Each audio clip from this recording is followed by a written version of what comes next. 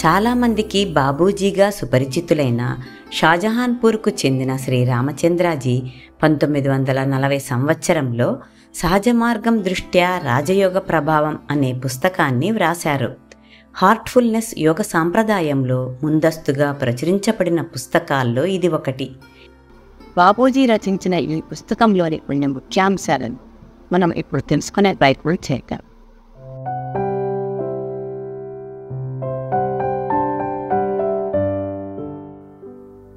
రాజయోగం పరమాత్మ లేదా భగవంతుని సాక్షాత్కారానికై గొప్ప గొప్ప ఋషులు, మహాత్ములు అనుసరించిన ప్రాచీన సాధనా విధానం ఇది. మనందరిలో ఉన్న ఆలోచనా శక్తిని ఉపయోగించి ఆ శక్తితోనే శిక్షణ ఆరంభించారు. యోగాలలో రాజు వంటిది కాబట్టి దీన్ని రాజయోగం అంటారు. ఈ విధానాన్ని అనేక పద్ధతుల్లో బోధించవచ్చు, కానీ వాటన్నింటిలో కల మూలసూత్రం మాత్రం భగవంతునితో మనం అనుసంధానాన్ని ఏర్పరచుకోవడమేనని బాబూజీ తెలియచేశారు.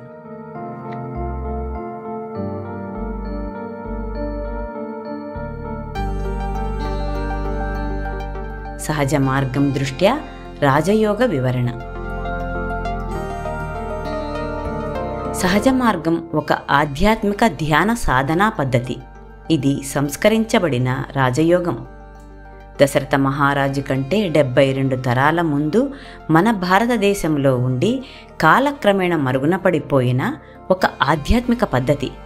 ఈ పద్ధతిని బాబూజీ మహారాజు యొక్క గురువర్యులైన లాలాజీ మహారాజు వెలికితీసి మానవాళి భవిష్యత్తు చక్కదిద్దుటకు దీనిని అందించారు.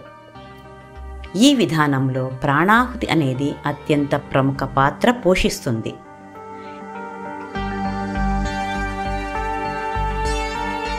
ఈ రాజయోగ విధానాన్ని ఒక క్రమ పద్ధతిలో రచించి సహజ మార్గం అనే పేరుతో తన గురుదేవులైన శ్రీ రామచంద్రాజీ మహారాజ్ పేరిట శ్రీ రామచంద్ర మిషన్ను స్థాపించి మానవాళికి అందించిన పరిపూర్ణ ప్రేమమూర్తి బాబూజీ మహారాజ్ గారు. ప్రస్తుతం ఈ విధానం హార్ట్ఫుల్నెస్ పేరిట ప్రతి ఒక్కరికి అందుబాటులో ఉన్నది.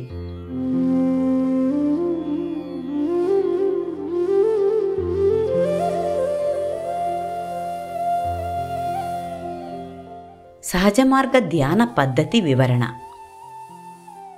రాజయోగంలో మనం సాధారణంగా ధ్యానంతో ప్రారంభిస్తాం. అలా చేయడం వెనక గొప్ప తత్వార్థం ఇమిడి ఉంది. మనం ఎల్లప్పుడూ ప్రాపంచిక విషయాలలో తనమునకలై వివిధ రకాల భావనలకు, ఆలోచనలకు అంటుపెట్టుకుని ఉండటం వలన అవి మన ఉద్వేగభరితమైన భావనలుగా ఇంద్రియాలపైన ముద్రలు వేస్తాయి. తద్వారా ఇంద్రియాలు పాడై పెడత్రోవ పడతాయి. అప్పుడు ఆత్మసాక్షాత్కారం మాట అటుంచి ఆత్మవైపు కనీసం చూడలేము. సాధకుడు పట్టుదలను కలిగి ఉంటే గురువు యొక్క శక్తి వారిని ప్రభావితం చేసి ఆత్మ చుట్టూ ఆవరించి ఉన్న పొరలను, చిక్కులను ప్రాణాహుతి శక్తి ద్వారా సమర్థ గురువు యొక్క సహాయం వల్ల తొలగించబడతాయి. అందుకు నిర్దిష్టమైన బిందువుపై మనం ధ్యానం చేయవలసి ఉంటుంది. సహజ మార్గ పద్ధతిలో మనం హృదయాన్ని ధ్యానానికి అనువైనదిగా తీసుకుంటాం. హృదయం రక్త ప్రసరణ కేంద్రం. అది రక్తాన్ని శుద్ధి చేసి శరీరంలోని వివిధ నాడులకు, కణాలకు ప్రసారం చేస్తుంది. తద్వారా మన ఆలోచనల, చేతల కారణంగా ఏర్పడిన స్థౌల్యత కరిగిపోనారంభిస్తుంది.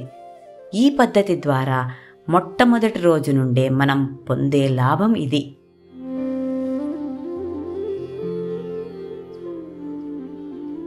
సహజ మార్గ ధ్యాన పద్ధతి సాధకులను ప్రధాన లక్ష్యం వైపుకు తీసుకుని వెళ్తుంది. హఠయోగ సాధన ఆజ్ఞాచక్రం దాటిన తర్వాత పనిచెయ్యదు. మనల్ని చిట్ట చివరి వరకు తీసుకుపోగలిగేది రాజయోగంలో ఒక భాగమైన ధ్యానం మాత్రమే.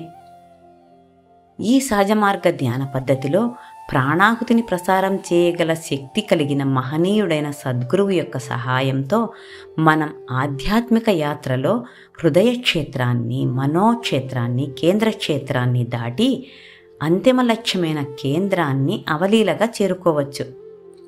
ఇదంతా ప్రకృతిని అధ్యయనం చేయడం ద్వారా, యథార్థమైన అనుభవం ద్వారా తెలుసుకున్నదేనని మీకు హామీ ఇస్తున్నాను. నా గురువర్యులు నాపై కురిపించిన దీవెనల ఫలితంగాను రాజయోగాన్ని నేను సమగ్రంగా సాధన చేయడం వల్లనూ ఇది సాధ్యమైందని బాబూజీ గారు మనకు వివరించారు. కేంద్రం గురించి బాబూజీ గారి వివరణ. కేంద్రమును వ్యక్తీకరణ కోసం భగవంతుడని కానీ మరే పేరుతోనైనా పిలిచినా సరే ఇదే ప్రధాన బిందువు. ఈ బిందువు పూర్తిగా నిశ్చలమైనది. ఎటువంటి శక్తి కానీ బలం కానీ అక్కడ ఉండదు.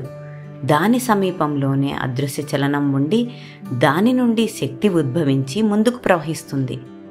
కేంద్రం చుట్టూ అనేక కణాలు గుడ్ల రూపంలో ఉంటాయి. ఒక్కో కణం ఒక్కో ప్రపంచానికి యజమాని. అది విశ్వం యొక్క భాగానికి ప్రాణాన్ని అందిస్తూ దానిని నియంత్రిస్తుంది. కేంద్రం చుట్టూ ఎన్ని కణాలు ఉన్నాయో అన్ని ప్రపంచాలు ఈ విశ్వంలో ఉన్నాయి. ఆ కణశక్తిని ఛేదించి ఒక యోగి దానిని ఉపయోగిస్తే ప్రజలు అణ్వస్త్రాల మాటే మరిచిపోతారు. వినాశనం సృష్టించడానికి అటువంటి శక్తిని చీల్చి దానిని ఎప్పుడైనా ఉపయోగించగల సామర్థ్యం అర్జునునికి ఉండేది. కానీ ఆనాటి యుద్ధ ధర్మాలను అనుసరించి ప్రతిఘటించలేని ఆయుధాన్ని ఎవరూ ఉపయోగించకూడదు. అందుచేత అర్జునుడు ఆ శక్తిని ఉపయోగించలేదు. అందుచేత ప్రస్తుత కాలంలోని అణువును ఛేదించి అణుశక్తిని ఉత్పత్తి చేయడం అనేది ఇంతకుముందు ప్రపంచానికి పూర్తిగా తెలియని కొత్త విషయమేమీ కాదు.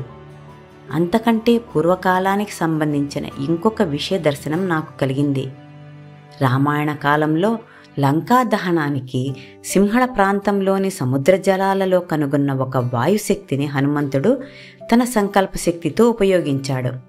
ఆ శక్తి ఇంకా అక్కడ ఉందో లేదో ఆధునిక విజ్ఞాన శాస్త్రజ్ఞులు ప్రయత్నించి తెలుసుకోవాలి.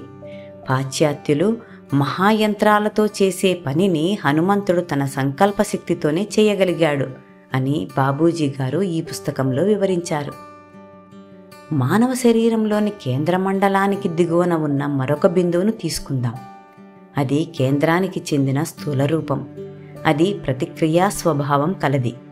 దాన్ని తెరిస్తే సర్వ ప్రపంచము క్షీణించడమో సర్వనాశనం కావడమో జరుగుతుంది. దానిని నేను వినాశక నేత్రం అని పిలుస్తాను. ఈ వినాశక నేత్రాన్నే శ్రీకృష్ణుడు మహాభారత యుద్ధంలో వినాశనం కావలసినంత మేరకు 18 రోజులు తెరిచి ఉంచారు. అది మరొకసారి తెరవబడుతుంది. శ్రీకృష్ణ భగవానుడు మార్పు నిమిత్తమై అవతరించాడు. ఆనాడు ఉన్నంత విపరీతంగా కాకపోయినా ప్రపంచంలో ప్రస్తుతం అటువంటి సూచనలే మళ్లీ కనిపిస్తున్నాయి. అంధకారం అలముకుంది. వాతావరణంలో విషపూరిత శక్తులు ప్రవేశించాయి. ప్రపంచం మార్పును కోరుతోంది. ప్రకృతి స్వయంగా ఆ పనిని ఒకానొక వ్యక్తికి అప్పగించిందని వారు తెలిపారు. రాజయోగం యొక్క ప్రభావాన్ని గురించి బాబూజీ మాటల్లో, మన భవిష్యత్తును నిర్మించగలది కేవలం అది ఒక్కటే. అది స్వయం సంపూర్ణమైనది. అభ్యాస అనుభవాలు మాత్రమే దానిని వెల్లడి చేయగలవు. నన్ను గుడ్డిగా నమ్మమని నేను చెప్పను, కానీ దానిని చిత్తశుద్ధితో అభ్యాసం చేసి విషయాలు మీ ఎరుకలోనికి వచ్చేలా చేసుకోవాలని మీకు మనవి చేస్తున్నాను. రాజయోగ అభ్యాసానికి ఇంకా ఇతర పద్ధతులు కూడా ఉన్నాయి, కానీ ఈ పుస్తకంలో చెప్పిన పద్ధతి అత్యంత ఉపయోగకరమైనది అని మీకు హామీ ఇస్తున్నాను అని బాబూజీ అన్నారు. ఈ శాస్త్రంలో దక్షుడిని వెతుక్కోవాలన్నదే పాఠకులకు నేనిచ్చే హృదయపూర్వకమైన సలహా. అటువంటి గురువును కనుగొనడం చాలా కష్టమే, కానీ అటువంటి వారు ఈ ప్రపంచంలో నిస్సందేహంగా ఉన్నారు. అటువంటి వారిని కనుగొనే ముఖ్యమైన పద్ధతిని చెప్తాను. వారు సన్యాసి కానివ్వండి, గృహస్థు కానివ్వండి, ఆయన పక్కన కూర్చున్నప్పుడు ఆత్మ స్వభావమైన ప్రశాంతత ప్రబలంగా ఉండి ఆ సమయంలో మీరు నిశ్చింతగా ఉంటారు. ఆయనతో ఉన్నంతకాలం సత్యమైన దానితో సంబంధం కలిగి ఉంటారు. ఆయన తనకు తానుగా ప్రయత్నించనప్పటికీ ఆ ప్రభావం దానంతటదే కలుగుతుంది. కాబట్టి అటువంటి వ్యక్తిని మీరు నిజంగా వెతకదలుచుకున్నట్లయితే మీరు చేయవలసిందల్లా మీరు హృదయం మీద మీ దృష్టిని నిలిపి మీ మనోస్థితిని పరిశీలించుకోవటమే. అటువంటి వారితో నిరంతర సహచర్యం వలన మీకు కావలసిన స్పష్టమైన సూచనలు తప్పక అందుతాయి. ఈ కాలంలో ఈ శాస్త్రంలో పరిశోధనలు సామాన్యంగా అశ్రద్ధ చేయబడ్డాయి. తెలుసుకోవాల్సిన, పరిష్కరించుకోవాల్సిన విషయాలు ఇంకా ఎన్నో ఉన్నాయి. కానీ సముద్రపు లోలోతులకు వెళ్ళినప్పుడే ముత్యాలు చేజిక్కుతాయని బాబూజీ అంటారు.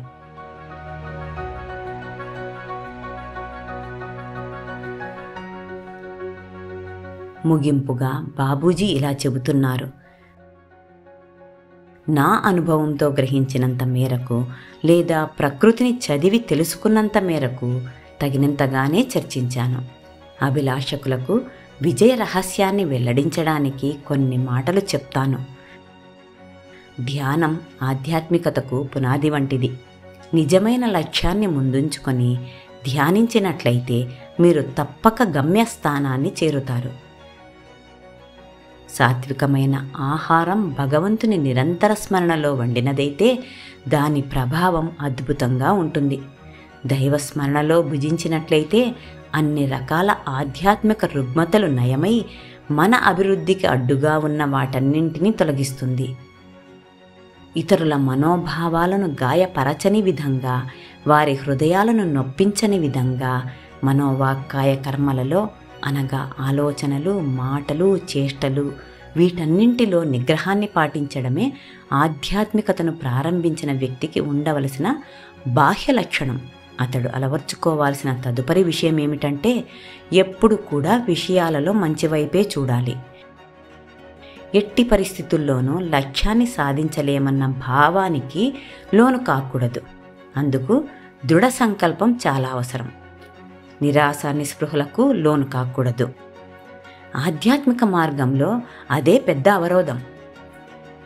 సమర్థుడైన గురుదేవుని మార్గదర్శకత్వంలో ధ్యానించడం వల్ల మీ లక్ష్యం సులువుగా అందుబాటులోకి వస్తుంది. లక్ష్యాన్ని చేరాలనే వజ్ర సంకల్పం, నిరంతర అసహనం, అవిశ్రాంతతలు సులభంగా విజయాన్ని చేకూరుస్తాయి.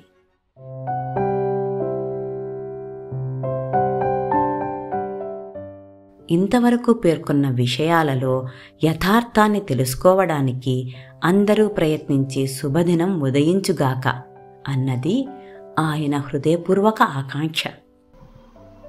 ఈ పుస్తకంలోని విషయాలను విపులంగా తెలుసుకోవడానికి పాఠకులు తప్పక ఈ పుస్తకాన్ని చదవగలరు. ధన్యవాదములు.